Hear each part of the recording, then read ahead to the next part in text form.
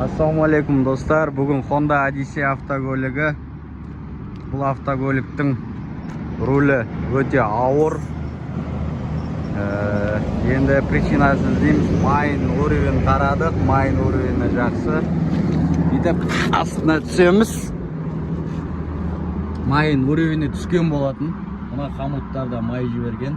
Міне байқасаңыздар астының бәрі май. Қамыттарда май жіберген. Патрубокты қараймыз. Қарасақ, мынандай болып жатыр патрубкымыз.